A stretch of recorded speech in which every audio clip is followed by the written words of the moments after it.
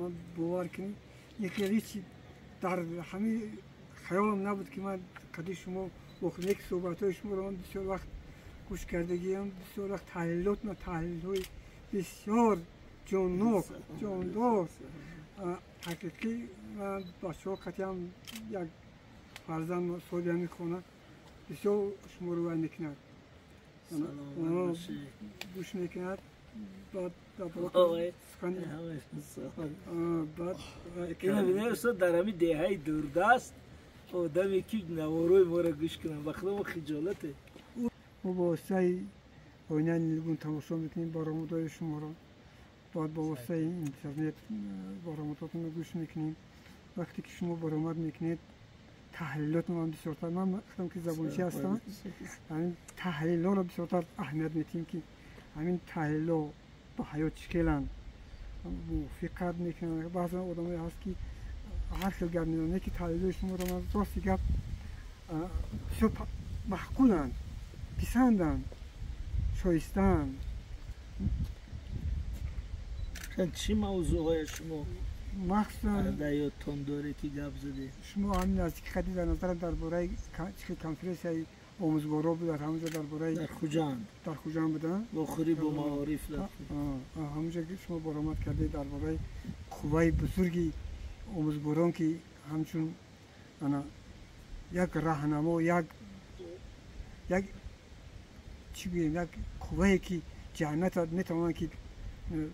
در همه سمت‌هایش پیش برند شما گفته باور کنید همونجا من گفتم که معلم حقیقتا نمی‌کنید و همه کم کوستایی که در زندگی در حیات ما میشن به واسطه برخی ما معلم آموزگاران وابستگی کلان دارن هم درباره فالبینگ گفتم درباره حکایت عبید زاکانی شما گفت زده که وقتی که نقل میکرد که طبیب از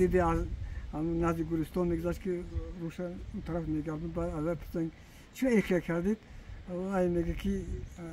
همین اکثر آدمایی که در همین قبرستان مردن از دست من مردن داملا راهنما بسیار خوش آمدید ولی من گپ میزنم پسر ما گپ میزنم که داملا راهنما خونه اومد قطعی هم صحبت شدیم و بین یاد همین ادبیات دوست تاریخ دوست همین که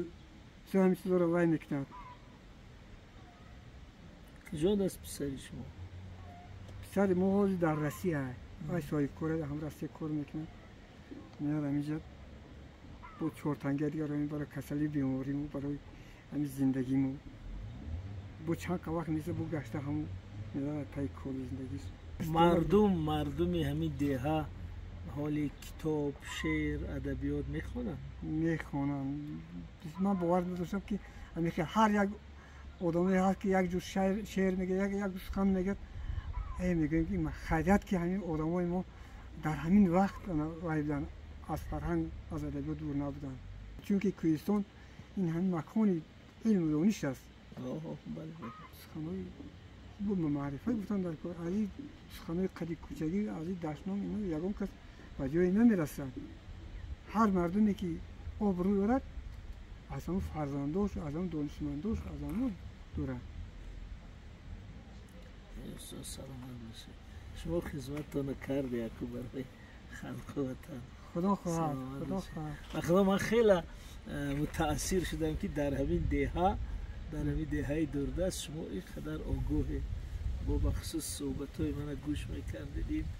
برای ما یک باوری هست یعنی که مردم پیام و سخن گوش میکرد میشنود این برای ما قوت دل است استاد گاهی ما ناامید میشیم که شاید کسی در لازم نیست ولی مثل شما آدم‌ها میبینیم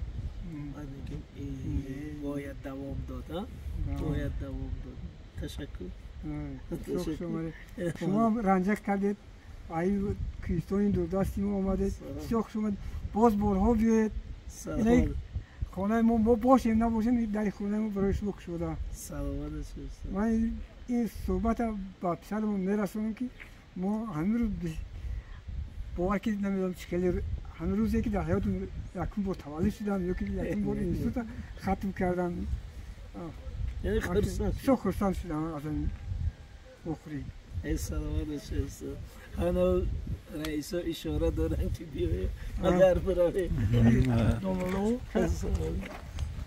بسیار خوش اومدید اگر شب بیایم دستیم همینجا چیکار میکنه دمی خونه سلامت باشی حتی خیلی مو مادر جان گجوی رفتیم بعد اشما باشه میپرسیم سلامت باشی با این گفت هم میرسونیم که ما هم قدیم دنبالا هم صحبت شدیم و دیدیم از نزدیک شناسایی پیدا کردیم بازم نگو که بسیار خوش آمدید به همین کوهستان به همین راههای دور و دوردست راههای شب و بلندی و این قدر راههای ناآمار شما چقدر قدم رنجه کردید به این نهایت ما نداریم من از نام همین مردمی همین دیه از نام مردم جماعتی همین زرفیان از نام مردم نوحیه طویلدره شما را بخش سنگوار شما را خیر مقدم میگم بسیار خوش آمدید